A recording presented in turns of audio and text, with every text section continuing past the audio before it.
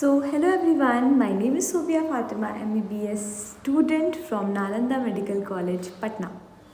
And बहुत दिनों से मुझे बहुत से स्टूडेंट्स मैसेज कर रहे थे कि और डीएम्स कर रहे थे कि दीदी मैम आप इस टॉपिक पर वीडियो क्यों नहीं बनाती हैं, जैसे कि नीट या जेई के स्टूडेंट्स के लिए कोई मोटिवेशनल वीडियो क्यों नहीं बनाती हैं जिससे हमें मोटिवेशन मिले।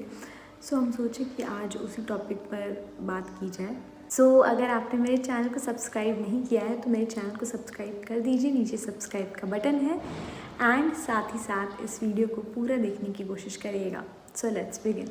Generally when people ask me to give motivational speech और समथिंग, तो हमको समझ में नहीं आता पहली बात कि हमको क्या बताना चाहिए। या तो हम अपने बारे में बता सकते हैं कि कैसे हम तैयारी किए और तैयारी करके यहाँ तक पहुँचे, या तो हम अभी बता सकते हैं आपको कि आपको किस हिसाब से अपनी प्रिपरेशन करनी है, उसके लिए कहाँ से कैसा मोटिवेशन चाहिए। वही बताएंगे हम आज। हम सबसे पहले आपको ये बताना चाहते हैं कि जब हम अपनी प्रिपरेशन के टाइम में थे और जब हमको ऐसा फील होता था कि फेलियर लगातार किसी चीज़ में ख़राब हो रहे हैं, तो हमको किस चीज़ से मोटिवेशन मिलता था, हमको क्या सुनकर अच्छा लगता था और कैसे हमको और आगे अपनी तैयारी करने का मन करता था। जैसे कि हम जब अपना 11th-12th में थे तो 11th में मेरी परफॉर्मेंस आकाश में बिल्कुल अच्छी नहीं थी। स्कूलिंग भी करते थे तो साथ में हम उतना कोचिंग पर ध्यान नहीं दे पाते थे। जब शुरू में आकाश ज्वाइन किए थे तो आई वाज लाइक कि बहुत अच्छे से तैयारी करेंगे, एकदम टॉप करेंगे, बट कोचिंग में लेवल बहुत हार्ड था। वो आप सब भी जानते होंगे कि कॉम्पिटिशन कितना बढ़ गया है एंड कितना कॉम्पिटिटिव इन्वायरमेंट हो गया है। तो ऐसा होता है कि जब आप अचानक से स्कूल से कोचिंग में जाते हैं एंड आपको अचानक से स्कूल में आप बहुत अच्छा कर रहे होते हैं एंड अचानक से कोचिंग में आप बहुत ख़राब या बिलो एवरेज करने लगते हैं, तो आपको शुरुआत में बुरा लगता है एंड कुछ टाइम के लिए तो ऐसा फील होता ही है कि हम नहीं कर पाएंगे क्या कुछ। एंड 11th में ऐसे भी शुरू में बहुत ज़्यादा एक्साइटमेंट रहती है कुछ करने की, बट जैसे जैसे लगता है कि सिलेबस इतना भर गया है एंड सब कुछ इतना लैग होते जा रहा है, हम लोग पीछे छूटते जा रहे हैं इस क्लास से, तो फिर अपने आप मोटिवेशन भी लो हो जाता है, डीमोटिवेटेड हो जाते हैं एंड फिर मन भी नहीं करने लगता है पढ़ने का एंड 11th इसी तरीके से ज़ाया हो जाता है, वेस्ट हो जाता है। मेरे साथ भी ऐसा ही हुआ था एंड हम कोई टाइम पर बहुत लो फील करने लगते थे। कब मेरा फ़िज़िक्स के मार्क्स मेरे एकदम अच्छे नहीं आते थे एंड हमको ऐसा लगता था कि हम स्कूल से आते हैं डायरेक्ट कोचिंग करने चले जाते, तो हम क्लास में भी ध्यान नहीं दे पाते थे, सोने लगते थे। हम अपने आप को कैसे सुधारें, कैसे क्या किए, वो हम आपको बताएंगे जिससे आपको भी मोटिवेशन मिलेगा। तो 11th तो मेरा इसी तरीके से बीत गया बिल्कुल, और पता नहीं उस टाइम उतनी इंटरेक्शन भी मेरी टीचर्स से नहीं होती थी, हालांकि अच्छे टीचर्स मिले थे हमको। बट हम जब 12th में गए तो 12th में हमको आदत हो गई थोड़ा मैनेज करने का सिचुएशन, कैसे स्कूल से कोचिंग में, और उस टाइम हम जाकर अवेक हुए, अलर्ट हुए। तो फिर वो कैसे आया, वो अपने फेलियर्स को हटाकर ब्राइटर साइड पे देखने पे आया कि हाँ अच्छा ठीक है, हमको ये समझ में नहीं आया था बट अब हम और अच्छे से तैयारी करके इसको सही करेंगे। बट इसमें मेरे साथ दिक्कत क्या हुई कि 11th अच्छे से हम नहीं किए थे, तो उसके कारण से हमको प्रॉब्लम हो गया 12th में बहुत कुछ अंडरस्टैंड करने में। भले हम 12th में आकर अवेक हो गए थे, 12th में आकर पढ़ने लगे थे, बट बहुत सी कॉन्सेप्ट्स होती हैं जो ऑर्गेनिक केमिस्ट्री हो गई या फिजिक्स के ही कई चैप्टर्स हो गए जो 11th में ही समझने होते हैं ताकि 12th भी अच्छा जाए। एंड स्पेशली ऑर्गेनिक केमिस्ट्री तो 11th में बेस ही बनाता है, तो अगर 11th नहीं समझ में आया तो 12th भी नहीं समझ में आएगा। तो 12th मेरा चाह कर भी हमको समझ में नहीं आ पाता था ऑर्गेनिक केमिस्ट्री, एंड हम चाह कर भी उसमें उतना नहीं अच्छा स्कोर कर पाते थे।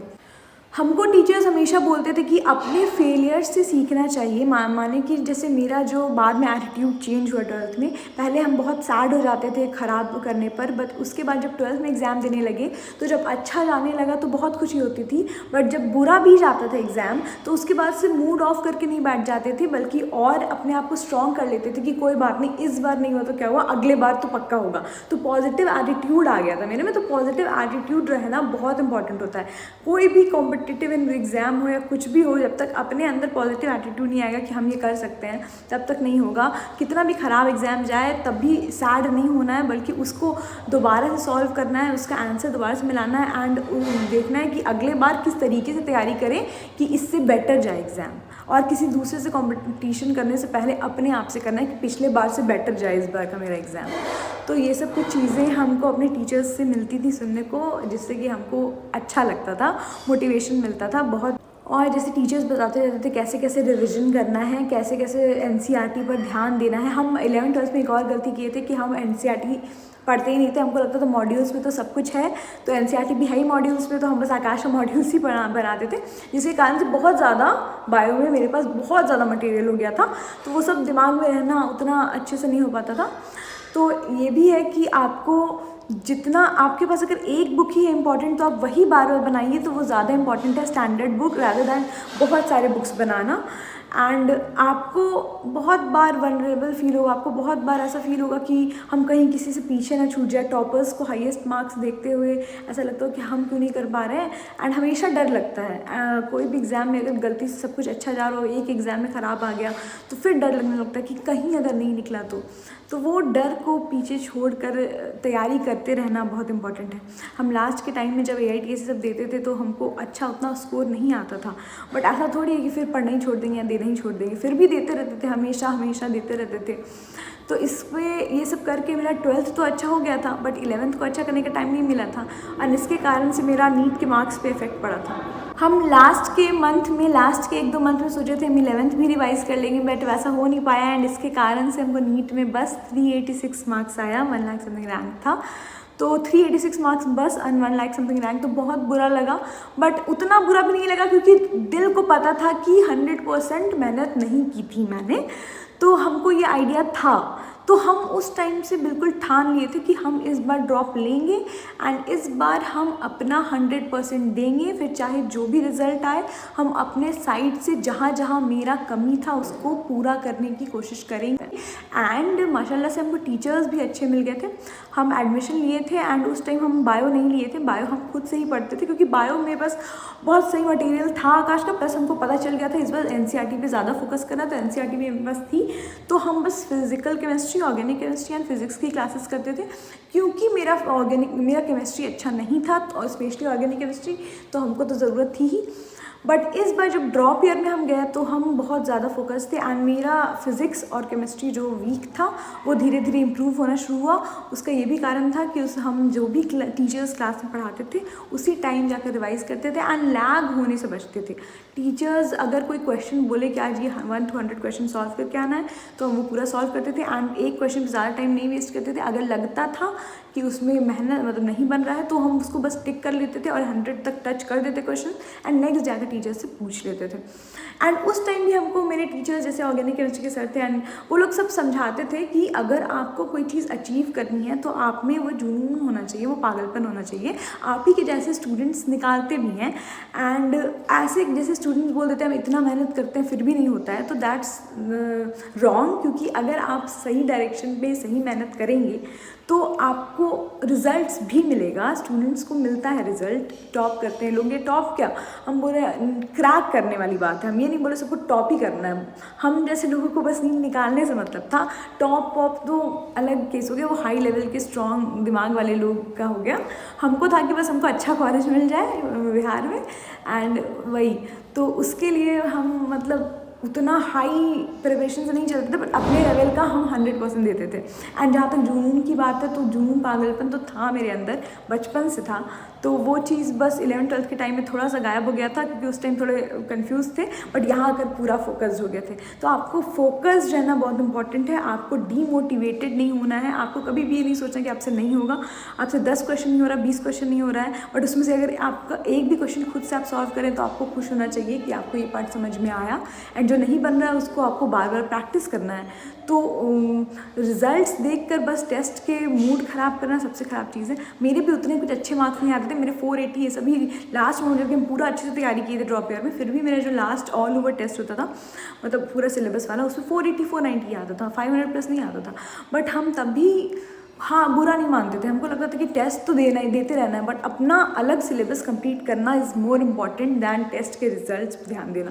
टेस्ट अपना देते रहो ताकि रिवीजन होते रहे, बट अपना अलग प्रिपरेशन चलते रहना चाहिए, सिलेबस कंप्लीट होना चाहिए, ताकि खुद में सेटिस्फैक्शन हो कि हम पहले से बेटर कर रहे हैं, या फिर हम अच्छे प्रीवियस ईयर सॉल्व करते थे बार बार, जिससे कि हमको मतलब खुद में लगता था हर बार कि पहले से बेटर कर रहे हैं। तो इसीलिए जब मेरा नीट हम दिए, एंड नीट में हमको 548 मार्क्स आया था 2018 में, एंड 386 से 588 बहुत बड़ा जंप था। एंड उसके बाद फिर उस टाइम में हमको लग रहा था पता नहीं रैंक कितना आएगा, मार्क्स उतना ज़्यादा हमको नहीं लगा था, बट जब रैंक देखे 7881 तो उस टाइम बहुत ज़्यादा खुशी हुई थी। इनफैक्ट मेरी अम्मी को अब्बू को भी रियलाइज़ नहीं हो रहा था कि इतना अच्छा रैंक है। एंड जब काउंसलिंग में गए एंड हम चाहते थे पटना मिल जाए हमको, तो हमको लग रहा था पता नहीं मिलेगा। फर्स्ट काउंसलिंग में भागलपुर मिला था, बट जब सेकंड काउंसलिंग में पटना मिल गया NNCH, तो हम मेरी खुशी का ठिकाना नहीं था। एंड उस टाइम लगा कि जितनी मेहनत मैंने 11th में की थी, क्लास से आके डायरेक्ट आगे जाके पढ़ना, एंड फिर ड्रॉप ईयर में जो हम हॉस्टल चले गए थे, तो हॉस्टल का जो हालत था, मतलब वहाँ का मेस वेस का खाना हमको एकदम अच्छा नहीं था, बट फिर भी उसी कंडीशन में हम रहे, उसी कंडीशन में तैयारी किए, जाग कर सब पढ़े। तो जब निकल गया तो लगा कि मेहनत सवारा लग गया है। एंड हमको ये भी एक चीज़ लगा कि हमेशा से पॉजिटिव एटीट्यूड रखना। मेरी फ्रेंड्स भी बोलती थी कि तुम्हारा और एटीट्यूड हमेशा पॉजिटिव रहता है, तो वो बहुत मेरे लिए मायने आया। मेरे पेरेंट्स का सपोर्ट बहुत ज़्यादा काम आया, मेरे टीचर्स का मेरे प्रति सपोर्ट एंड बिलीव बहुत काम आया हमको। एंड हमेशा अपने आप पर भी भरोसा रखना बहुत ज़्यादा काम आया। एंड ये सब मिला कर नीट क्रैक कर लिए। एंड वो जब सब कुछ मिल जाता है, जब कुछ हासिल कर लेते, तब लगता है कि जितना परेशानी झेले, जितना सब कुछ किए, सब वर्थ इट है। मतलब स्टार्टिंग में थोड़ा सा मेहनत करके जब रिज़ल्ट अच्छा आ जाता है तो लगता है कि और कुछ नहीं चाहिए ज़िंदगी से। बस यही। तो मिलते हैं अगली वीडियो। आप सब तैयारी जारी रखिएगा एंड बिल्कुल भी कभी भी डीमोटिवेटेड नहीं होइए।